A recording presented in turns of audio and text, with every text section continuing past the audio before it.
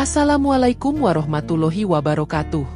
Halo sahabat terbaik channel ini, semoga kalian selalu sehat, bahagia, dan dimudahkan segala urusannya. Terima kasih sudah meluangkan waktu hadir di sini. Itu bukan hal kecil bagi kami, tapi sebuah kehormatan.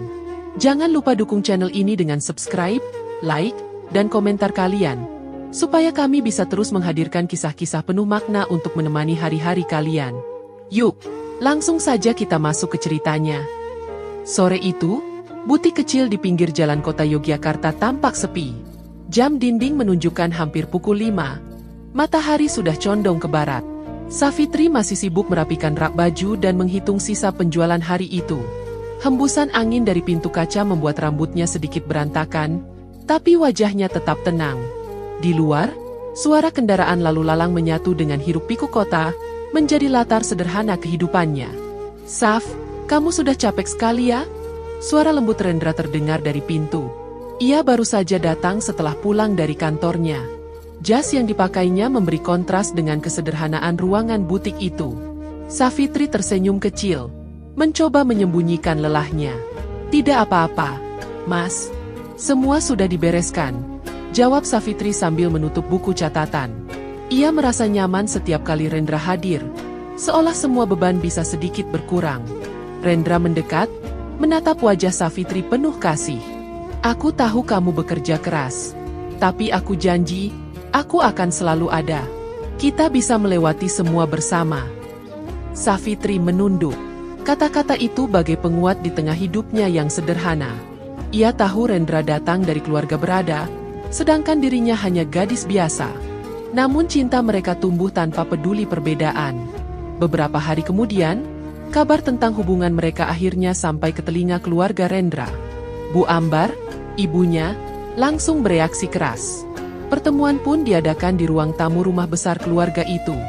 Sofa kulit berjejer rapi, lampu gantung menyala terang, tapi suasana tegang terasa menekan. Bu Ambar duduk dengan wajah kaku, tatapannya tajam ke arah Safitri. "Rendra, apa kamu serius dengan gadis ini?" Suaranya menusuk, membuat suasana beku. Rendra menatap ibunya dengan tegas. "Iya, Bu. Aku serius. Aku mencintai Safitri." "Cinta? Cinta saja tidak cukup." Bu Ambar meninggikan suara. "Dia miskin. Kerjanya hanya di butik kecil. Bagaimana bisa dia menjadi bagian dari keluarga kita?" Safitri menunduk. Wajahnya memerah menahan malu. Hatinya terasa teriris. Namun ia mencoba tetap tenang. "Bu, jangan merendahkannya," potong Rendra, nada suaranya meninggi. Safitri memang sederhana, tapi dia pekerja keras dan berhati baik. Itu lebih berharga dari semua harta. Pak Wirawan yang duduk di samping Bu Ambar berdehem, berusaha meredakan ketegangan. "Sudahlah, Ambar. Jangan terlalu kasar. Mungkin kita bisa melihat dulu bagaimana hubungan mereka berjalan." Namun Bu Ambar menoleh tajam ke arah suaminya. "Jangan ikut campur, Wirawan. Aku tahu yang terbaik untuk anakku. Gadis seperti ini tidak pantas." Rendra menahan amarah, tangannya mengepal. "Bu, aku tidak akan meninggalkan Safitri hanya karena kalian menilai dari harta." Safitri akhirnya angkat bicara. Suaranya bergetar. "Ibu, saya memang bukan siapa-siapa, tapi saya sungguh mencintai Rendra. Saya tidak berniat merebut apapun. Saya hanya ingin hidup sederhana bersama dia." Bu Ambar mendengus, lalu menoleh pada seseorang yang baru masuk. "Nah, inilah yang seharusnya jadi pasanganmu, Rendra. Kenalkan, Anindya." Seorang perempuan berpenampilan anggun melangkah masuk. Bajunya mewah, wajahnya cantik dengan senyum yang dibuat-buat ramah. Ia duduk di samping Bu Ambar, menatap Rendra dengan tatapan penuh percaya diri. "Senang akhirnya bisa bertemu, Rendra," ucap Anindya halus. "Ibumu sering bercerita tentangmu." Rendra terdiam, wajahnya menegang. Ia menoleh pada Safitri yang duduk di ujung sofa. Wajahnya sudah basah oleh air mata yang ia sembunyikan. "Bu, aku sudah bilang, aku hanya mencintai Safitri." Suara Rendra bergetar, campuran marah dan kecewa. Bu Ambar membanting tangannya ke meja. "Cukup. Kalau kamu tetap keras kepala, anggap saja kamu bukan anakku lagi." Pak Wirawan terkejut, tapi tetap tak mampu melawan. Ia hanya menunduk, memilih diam dalam tekanan. Safitri menelan ludah, hatinya kacau. Ia ingin bangkit dan pergi, tapi kakinya terasa berat. Ia juga ingin berteriak membela diri, tapi suaranya tertahan oleh rasa sakit yang menyesakkan. Rendra menoleh padanya. "Saf, jangan takut. Aku di sini untukmu." Safitri hanya bisa mengangguk kecil, meski hatinya bergolak. Ia merasa hina di depan keluarga itu, merasa tidak berharga. Tapi sekaligus, ada bagian dari dirinya yang berteriak untuk tetap bertahan demi cintanya pada Rendra. Pertemuan itu berakhir tanpa solusi. Bu Ambar tetap menolak.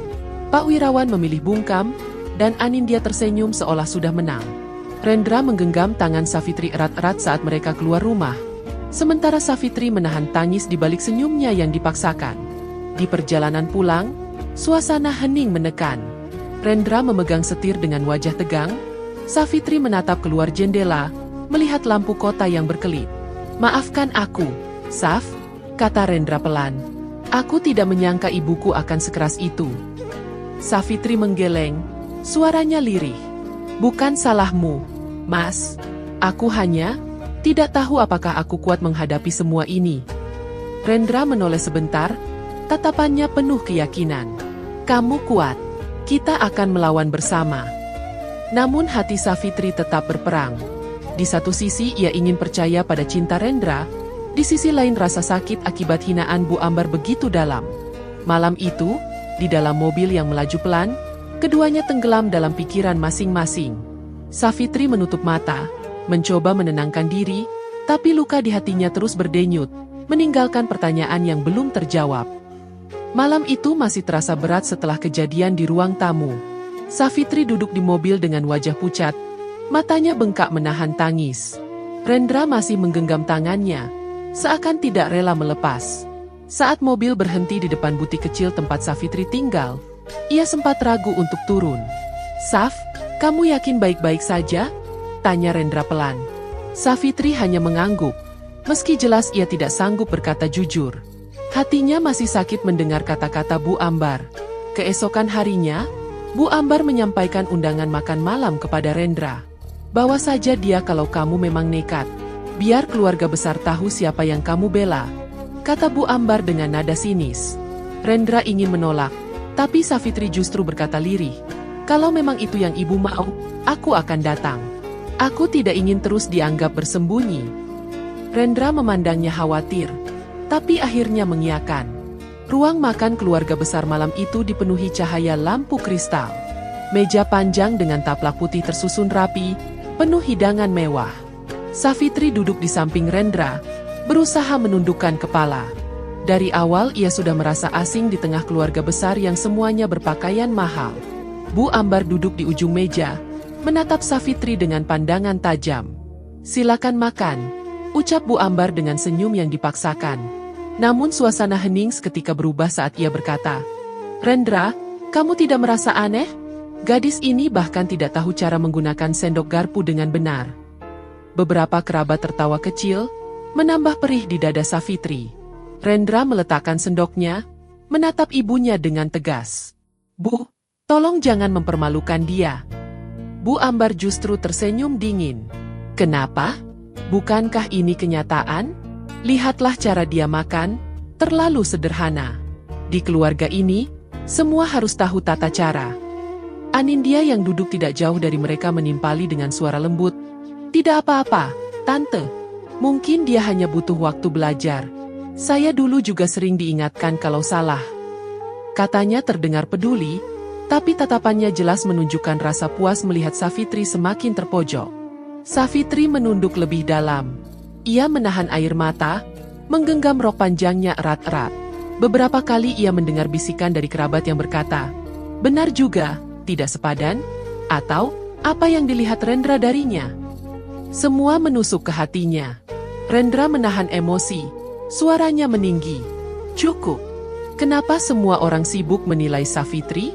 Dia perempuan yang kucintai. Kenapa itu tidak bisa diterima?" Kerabat yang duduk di seberang meja saling berbisik. Suasana semakin panas. Bu Ambar membalas dengan nada keras, Karena cinta saja tidak bisa membuatmu bertahan. Rendra, kau butuh keluarga yang sepadan, yang bisa menjaga nama baik. Gadis ini hanya akan jadi beban. Safitri akhirnya berani membuka suara. Suaranya bergetar. Ibu, saya tidak pernah berniat mempermalukan keluarga. Saya tahu saya bukan dari kalangan ibu, tapi saya tulus mencintai Rendra. Saya siap bekerja keras. Saya tidak akan membebani siapapun. Bu Ambar menatapnya tajam. Kau berani bicara? Kau pikir kata-kata manismu bisa mengubah pikiranku? Tidak, kau tidak layak. Pak Wirawan berdehem, mencoba menghentikan suasana yang semakin memanas. Ambar, cukup. Jangan di depan keluarga besar. Tetapi Bu Ambar mengabaikannya, terus melontarkan kata-kata yang menyayat. Lihat bajunya, Wirawan. Sederhana sekali. Bagaimana mungkin anak kita akan berjalan bersama perempuan seperti ini di hadapan orang-orang penting? Tawa kecil kembali terdengar dari beberapa kerabat. Safitri merasakan seluruh tubuhnya gemetar. Ia hampir berdiri untuk pergi, tapi Rendra menahan tangannya. Kamu tidak kemana-mana. Kita hadapi ini bersama. Pertengkaran makin tajam ketika Rendra bersuara keras. Bu, kalau ibu tidak bisa menerima Safitri, maka jangan paksa aku menerima pilihan ibu. Aku tidak akan menikahi Anindya atau siapapun yang bukan pilihanku.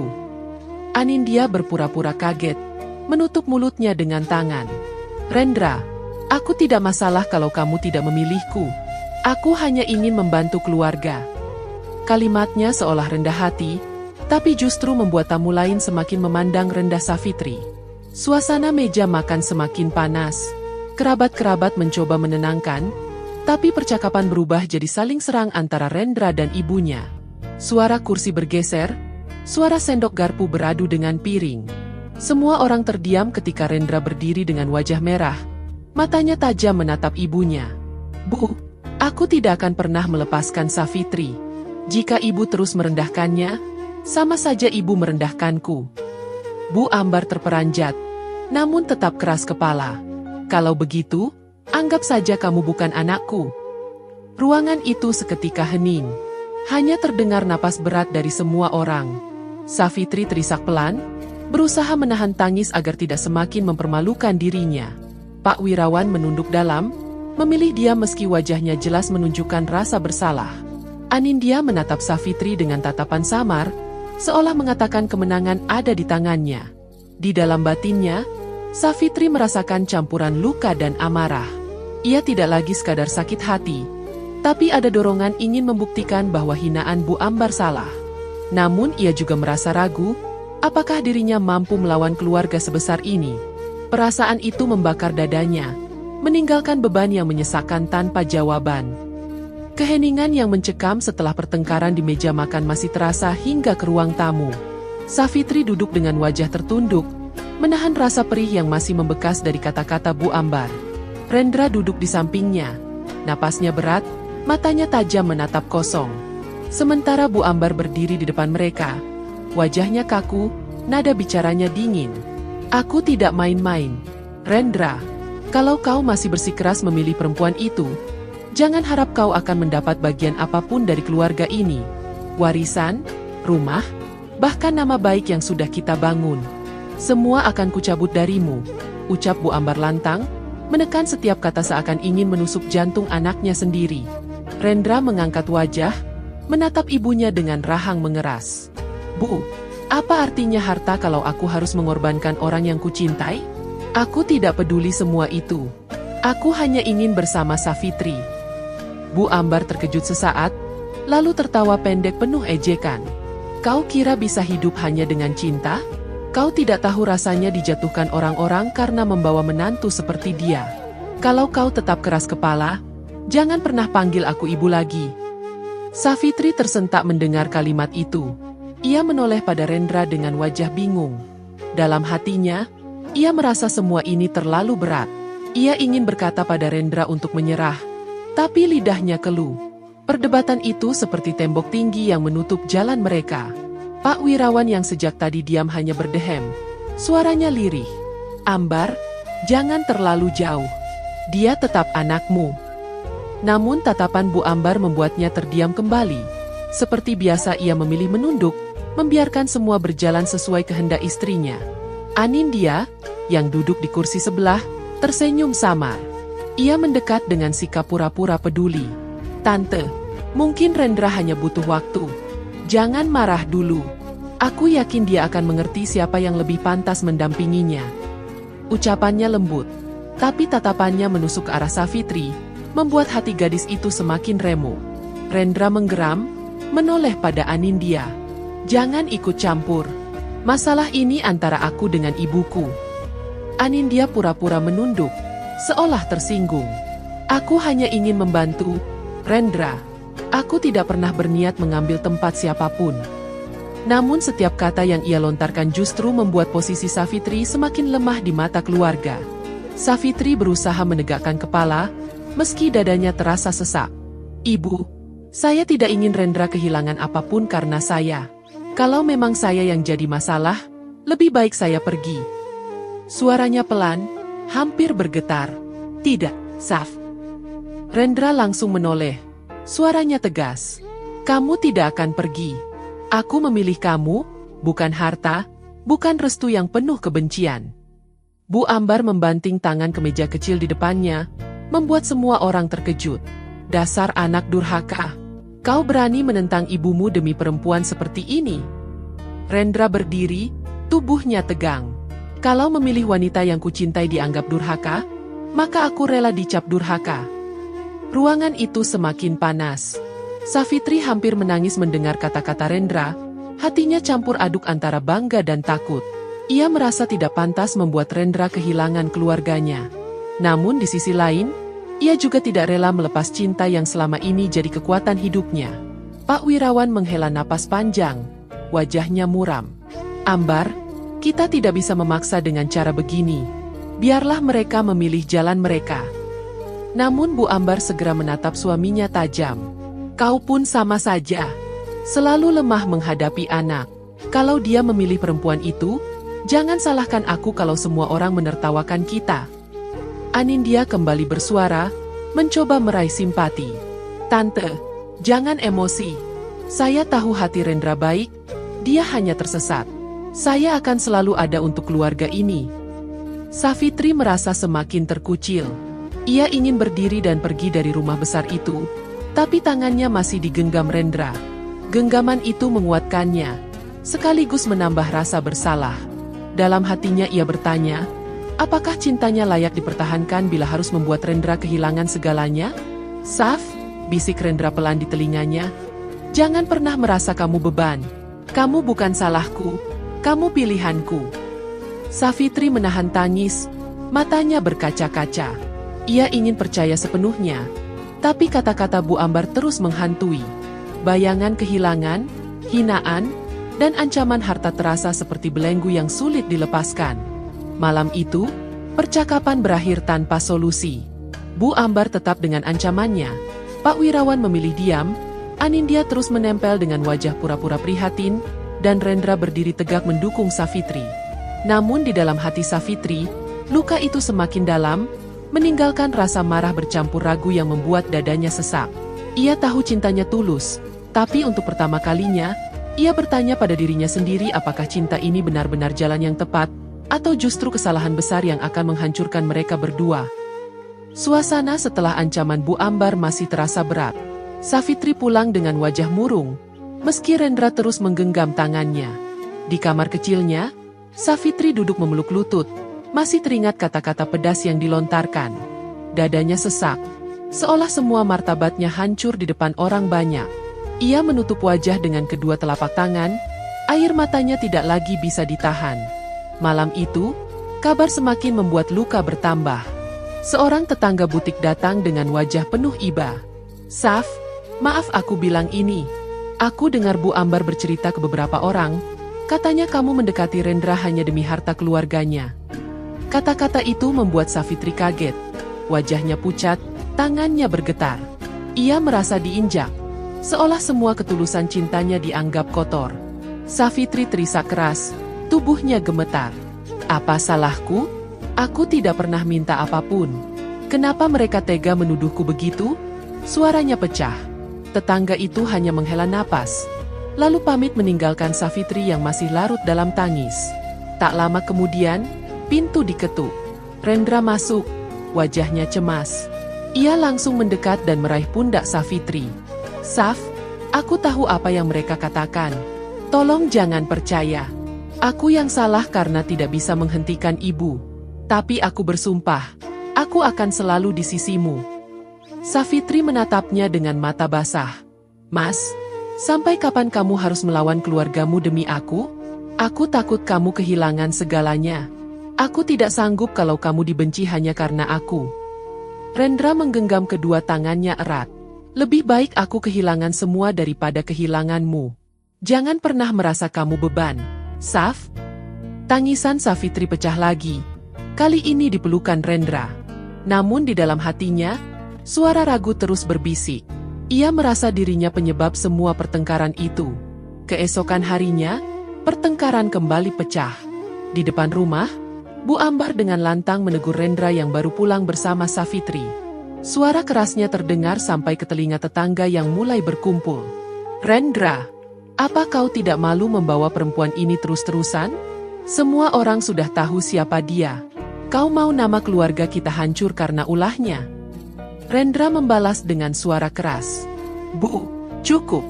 Savitri bukan seperti yang ibu katakan. Dialah orang yang paling tulus di hidupku." Tetangga saling berbisik.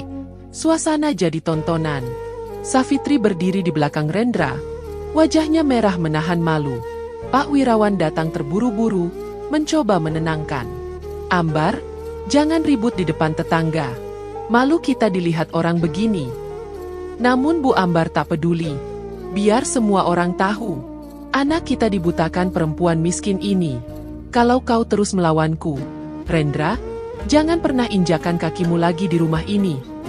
Savitri menunduk dalam, tubuhnya gemetar. Ia ingin membuka suara, tapi Rendra lebih dulu membalas. "Kalau ibu menolak aku karena Savitri, maka aku rela tidak diakui lagi. Aku tidak akan melepaskannya." Tetangga terkejut mendengar kata-kata itu. Beberapa bergumam simpati, tapi ada pula yang menggeleng tidak setuju.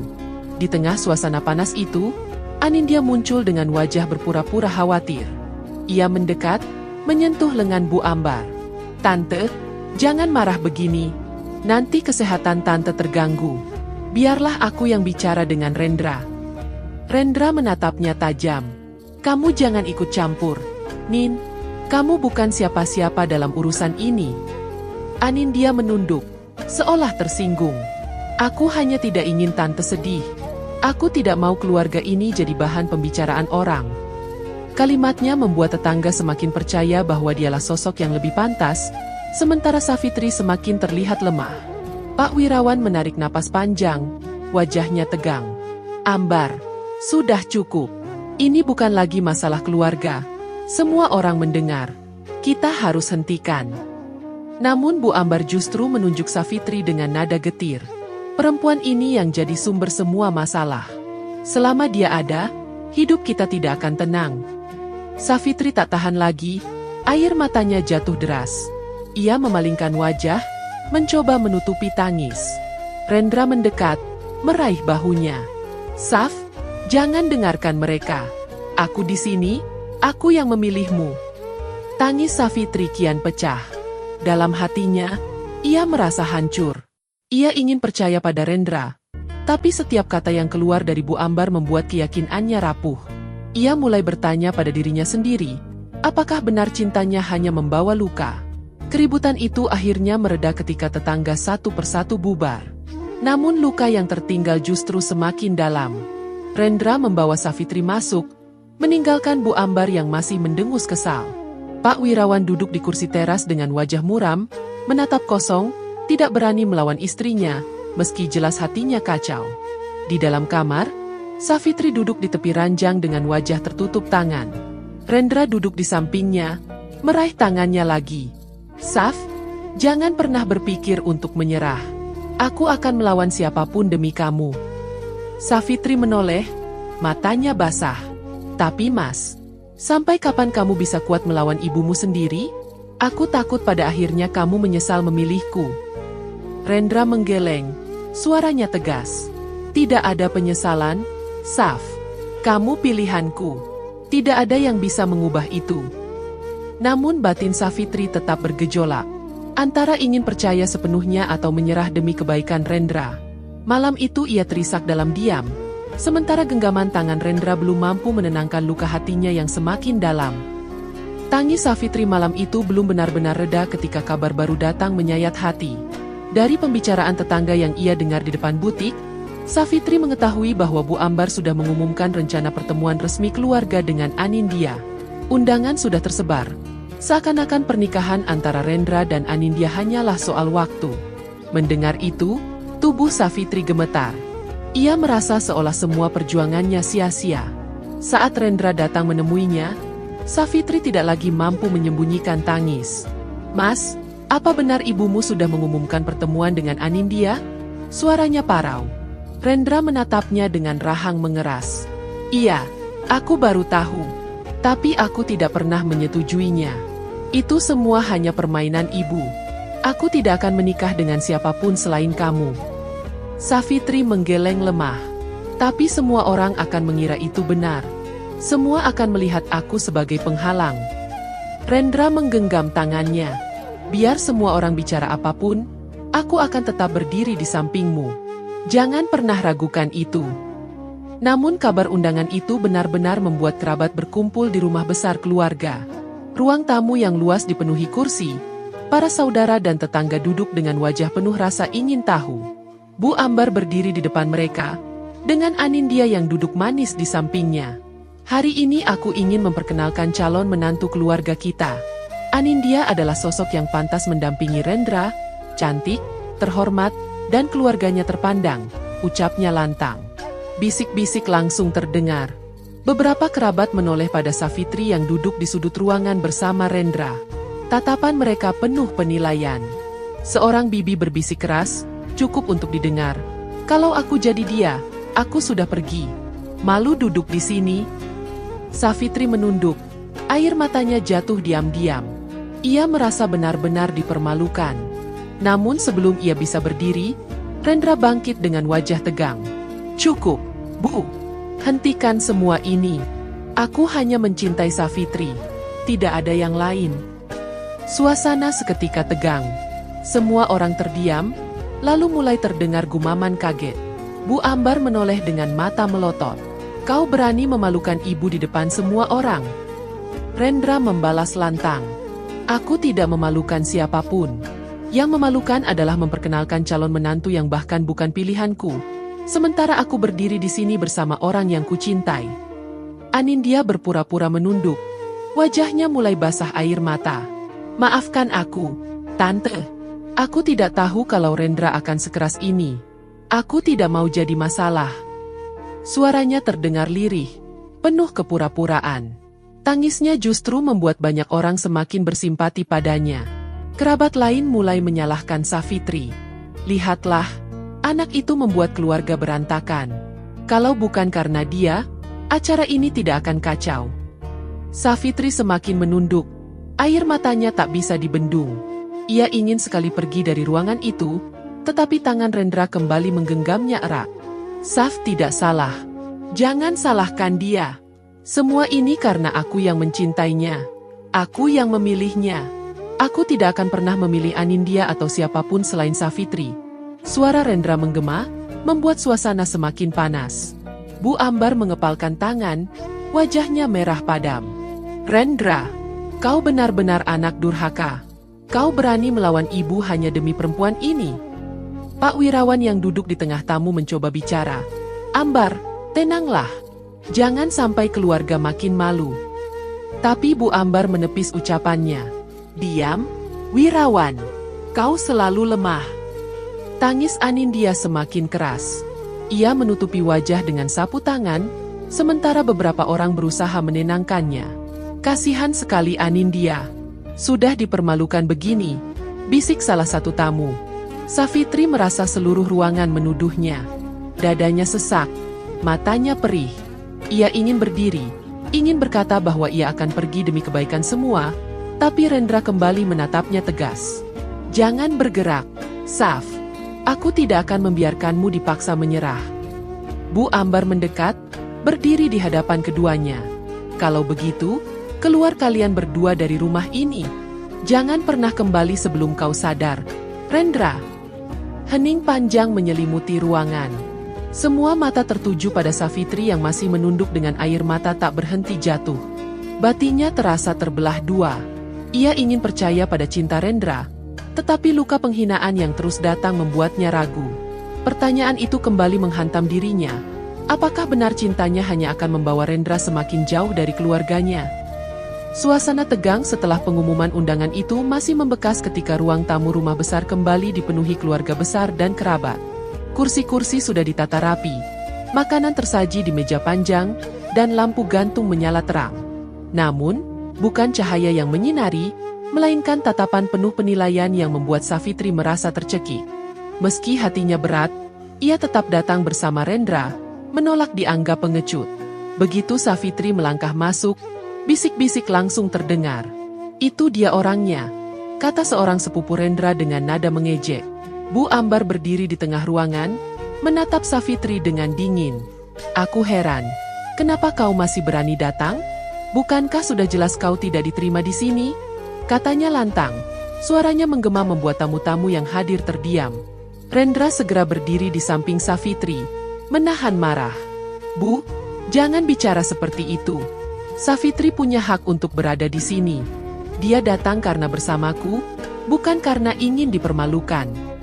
Bu Ambar tersenyum sinis, lalu menoleh ke arah tamu. Lihatlah semua.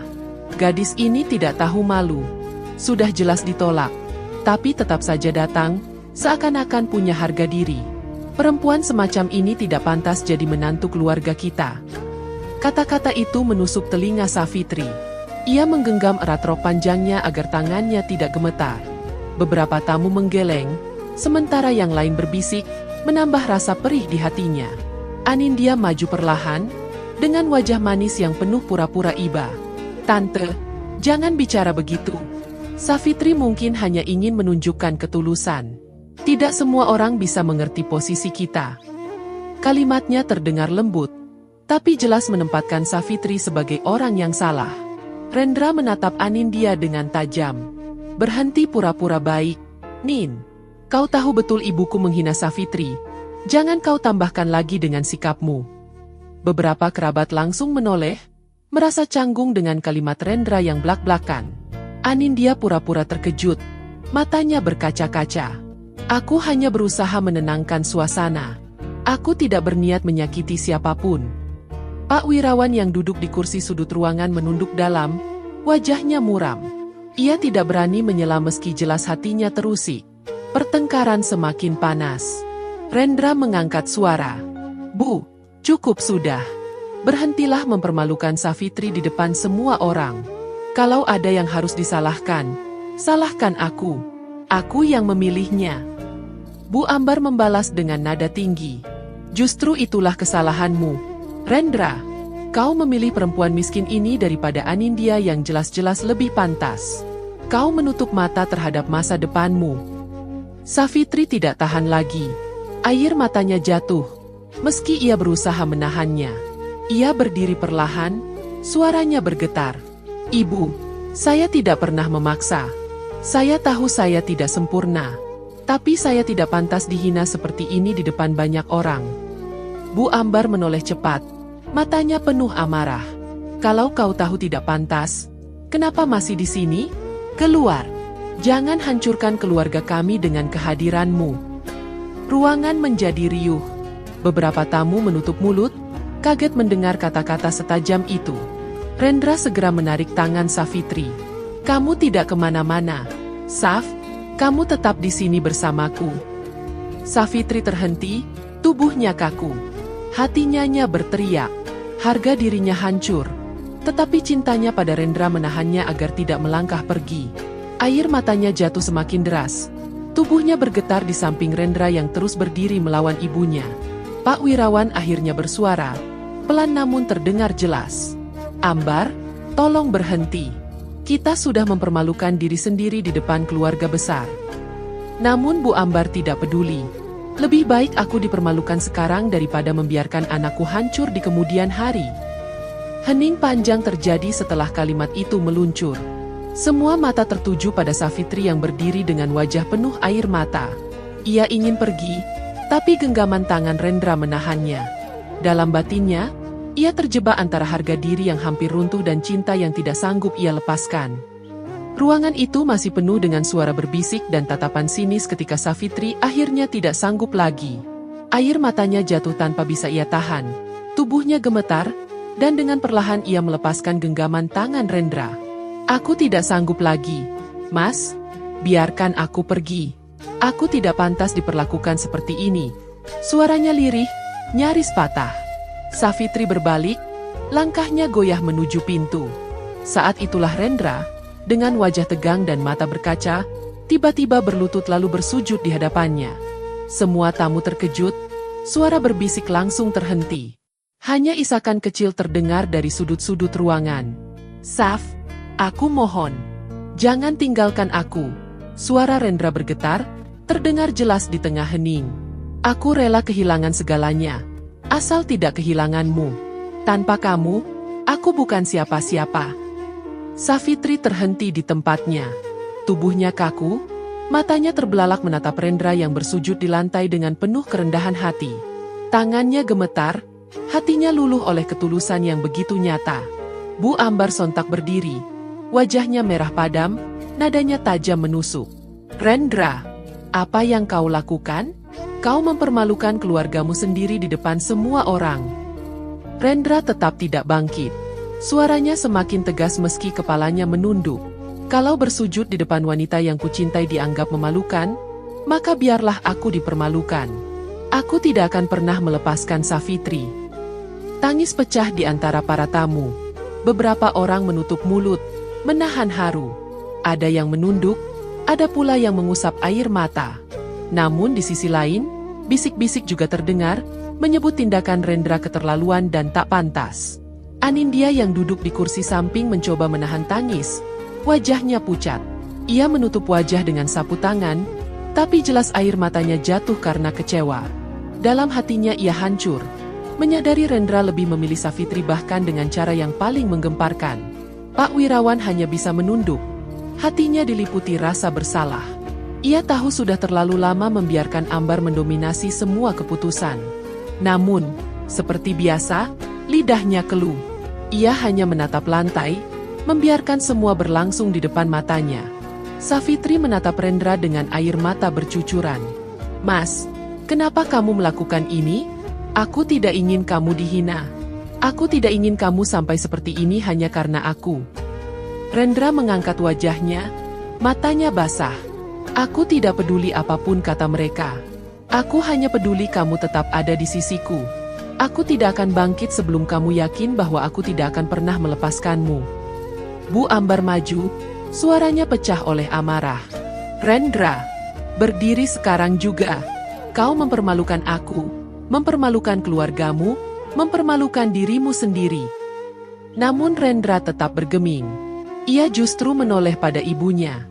Bu, aku mencintainya. Aku tidak akan berubah.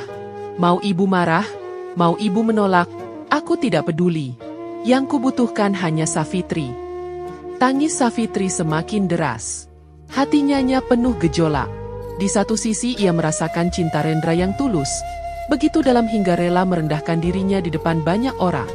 Namun di sisi lain, luka dari penghinaan yang terus ia terima terasa menumpuk, membuat dadanya sesak. Kerabat yang hadir saling menatap, sebagian menyesali kejadian itu, sebagian lagi mendukung Bu Ambar dengan gumaman tidak setuju. Suasana menjadi semakin panas, penuh ketegangan yang tidak bisa dihindari. Savitri akhirnya mendekat, tangannya gemetar ketika menyentuh bahu Rendra. Mas, berdirilah. Tolong jangan lakukan ini lagi. Aku tidak sanggup melihatmu dipermalukan. Rendra menatapnya, masih dengan wajah yang basah oleh air mata. Aku tidak merasa dipermalukan, Saf. Aku merasa lega, karena akhirnya semua tahu betapa aku mencintaimu. Suasana ruangan kian hening, hanya suara isakan yang bersahut-sahutan. Namun di balik keheningan itu, hati Savitri semakin bergejolak.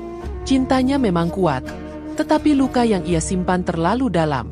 Ia tahu, meski Rendra sudah menunjukkan ketulusan yang luar biasa, rasa sakit dari penghinaan Bu Ambar tidak akan mudah hilang. Safitri menunduk, air matanya jatuh di lantai. Hatinya dilanda dilema yang menyesakan. Ia ingin percaya sepenuhnya pada cinta Rendra, tapi luka yang tertanam terlalu kuat untuk segera sembuh. Suasana masih berat setelah Rendra bersujud di hadapan Safitri. Tamu-tamu yang menyaksikan kejadian itu menyebarkan kabar ke berbagai telinga. Nama Safitri disebut-sebut sebagai perempuan yang berhasil membuat seorang pria rela merendahkan diri di depan banyak orang. Beberapa orang memuji ketulusan cinta, sebagian lain menyindirnya. Namun bagi Bu Ambar, semua itu adalah aib. Semua orang menertawakan kita, Wirawan. Mereka bilang aku tidak bisa mendidik anak, ujar Bu Ambar dengan wajah muram, duduk di ruang keluarga. Tangannya mengepal, suaranya penuh geram. Pak Wirawan mencoba menenangkan. Ambar, jangan terus memikirkan apa kata orang. Yang penting anak kita bahagia. Bu Ambar menoleh dengan tatapan tajam. Bahagia? Kau kira aku bisa bahagia melihat anakku memilih perempuan miskin itu? Ini bukan restu, Wirawan, ini paksaan. Aku terpaksa karena semua orang sudah tahu. Rendra yang mendengar langsung berdiri. Kalau ibu memang tidak ikhlas, lebih baik jangan beri restu sekalian. Aku tidak butuh restu yang hanya menyimpan benci. Bu Ambar membalas dengan suara tinggi. Jangan mengajariku. Rendra, kau sudah mempermalukan aku. Kalau aku akhirnya membiarkanmu menikah dengannya, itu bukan karena aku merestui, tapi karena aku tidak mau keluarga ini semakin jadi bahan omongan. Safitri yang duduk di samping Rendra menunduk. Hatinya pedih. Ia tahu restu itu hanyalah setengah hati. Tapi ia juga sadar, tanpa restu itu, langkah mereka akan semakin sulit. Anindya yang duduk di sudut ruangan akhirnya angkat bicara dengan suara lirih. Tante, aku tidak apa-apa. Kalau Rendra memang sudah memilih Safitri, aku mundur. Tapi jangan salahkan aku kalau aku tidak bisa melupakan semua ini. Ia menoleh sebentar pada Safitri, matanya basah, lalu berdiri dan pergi meninggalkan ruangan. Rendra menghela napas panjang. Lihat, Bu. Anindya sendiri sudah mengerti. Kenapa ibu masih tidak bisa menerima? Bu Ambar menepis ucapan itu. Anindya perempuan baik, dia tahu diri. Tapi kau malah memilih mempermalukan ibumu sendiri. Pak Wirawan mencoba menengahi. Sudahlah, jangan perpanjang. Kita harus menerima keadaan ini, suka atau tidak. Jangan biarkan nama baik keluarga terus jadi bahan gosip. Rendra menggenggam tangan Safitri erat-erat. Kami akan melanjutkan hidup kami sendiri, Bu. Kami tidak minta apapun dari keluarga ini. Bu Ambar menatap mereka dengan dingin. Silakan. Tapi jangan harap aku akan memperlakukanmu seperti menantu. Jangan harap aku akan menyambutmu dengan senyum. Aku hanya membiarkan ini terjadi karena aku dipaksa keadaan. Kata-kata itu membuat hati Safitri semakin perih. Ia ingin bahagia karena akhirnya mendapat jalan bersama Rendra. Tapi hatinya tetap dipenuhi luka. Ia merasakan restu itu tidak membawa kelegaan, justru menambah beban. Malam itu, ketika mereka sudah kembali ke tempat Safitri, suasana hening. Rendra menatapnya lekat. Saf, jangan sedih. Kita sudah melewati banyak hal. Aku janji akan membuatmu bahagia. Safitri mengangguk, tapi air matanya mengalir. Mas, aku bahagia bersamamu. Tapi aku juga hancur setiap kali diingatkan bahwa aku hanya diterima karena mereka malu. Aku merasa kecil, Mas. Aku merasa aku tidak akan pernah benar-benar dianggap. Rendra menariknya dalam pelukan. Aku akan ada untukmu. Saf, kalau ibuku tidak bisa mencintaimu, biarkan. Cukup aku yang mencintaimu. Namun di balik pelukan itu, batin Safitri tetap berperang. Antara kebahagiaan memiliki Rendra dan dendam yang mulai tumbuh pada Bu Ambar. Ia menunduk, menahan tangis yang tidak sanggup ia hentikan. Restu yang seharusnya membawa lega justru menjadi belenggu baru, menyisakan luka yang makin dalam di hatinya. Hening masih menyelimuti hati Safitri setelah restu setengah hati itu diberikan. Hidupnya dengan Rendra berjalan, usaha kecil yang mereka bangun perlahan berkembang. Rendra sibuk mengurus usaha, Safitri tetap mendampinginya dengan kesetiaan. Namun setiap kali ia teringat wajah Bu Ambar, dadanya masih terasa sesak. Restu yang mereka terima tidak pernah benar-benar ikhlas, hanya untuk meredam tekanan keluarga. Luka itu tetap tinggal, meski ia mencoba menutupinya dengan senyum. Suatu malam, kabar yang berbeda datang. Bu Ambar jatuh sakit, tubuhnya lemah, dan ia tidak lagi setegas dulu. Safitri tertegun ketika mendengar dari Pak Wirawan. "Safitri, ibumu Rendra sakit. Dia butuh dirawat. Aku tahu aku bersalah karena diam selama ini, tapi tolong jangan tinggalkan dia." Ucapannya pelan, penuh rasa bersalah. Rendra segera memandang Safitri. "Saf, aku tidak bisa melakukannya sendiri. Tolong, aku ingin kamu ikut merawat ibu." Safitri terdiam lama, hatinya bergejolak. Luka yang pernah ditorehkan Bu Ambar masih jelas terasa, namun batinnya menolak untuk membalas dengan kebencian. Akhirnya, ia mengangguk perlahan. Di rumah besar itu, Bu Ambar terbaring di kamar dengan wajah pucat. Ketika melihat Safitri masuk, matanya sempat berkaca-kaca, tapi gengsi menahannya bicara. Safitri duduk di samping ranjang, mengganti handuk dingin di keningnya. Rendra berdiri di sisi lain, menatap ibunya dengan mata basah. "Bu, Safitri yang merawat ibu sekarang. Dia tidak pernah meninggalkan aku, bahkan ketika semua orang menentangnya." Bu Ambar terisak pelan, suaranya serak.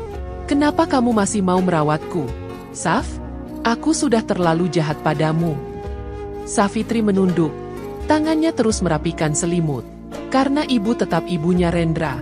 Bagiku, merawat ibu sama saja menjaga suamiku.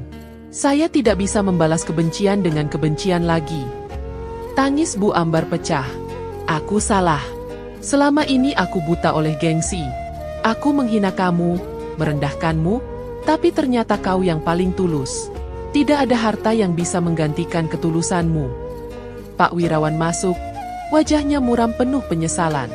"Safitri, maafkan aku juga. Aku terlalu lama diam, terlalu takut melawan Ambar. Padahal aku tahu kamu tidak pernah salah." Rendra menoleh ke ayahnya, matanya berkaca. "Ayah, kita semua sudah terlambat menyadarinya.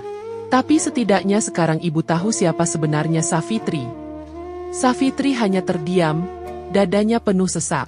Ia merasakan kelegaan sekaligus sakit yang tak bisa hilang begitu saja.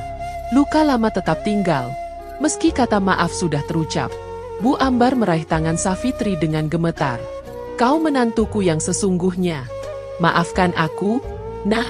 Maafkan aku yang sudah buta selama ini."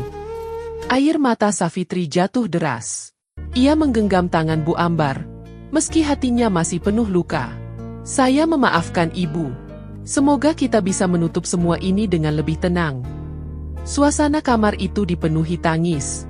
Rendra menunduk, menahan emosi, sementara Pak Wirawan memejamkan mata, mencoba menahan rasa bersalah yang menumpuk bertahun-tahun. Malam itu menjadi saksi bahwa cinta dan luka bisa berjalan berdampingan. Safitri memang mendapat pengakuan, tapi hatinya tahu luka itu tidak akan pernah benar-benar hilang. Cinta mereka bertahan setelah melewati pertarungan panjang. Rendra tetap setia, Safitri tetap tabah, dan Bu Ambar akhirnya luluh dengan penyesalan. Namun, luka yang ditinggalkan kata-kata tajam tak pernah sepenuhnya hilang. Safitri belajar menerima, bukan untuk melupakan, tapi untuk bertahan. Kisah ini berakhir dengan air mata yang jatuh bersama kata maaf yang terlambat. Sebuah penutup yang membuat semua orang terdiam, menyadari betapa dalamnya luka yang ditinggalkan oleh gengsi dan penolakan, dan betapa beratnya harga sebuah penyesalan. Sampai di sini dulu kisah kita hari ini. Terima kasih sudah mendengar dengan hati yang terbuka. Ingatlah, satu dukunganmu dengan subscribe dan komentar akan jadi kekuatan kami untuk terus menyajikan kisah-kisah bermakna berikutnya. Wassalamualaikum warahmatullahi wabarakatuh.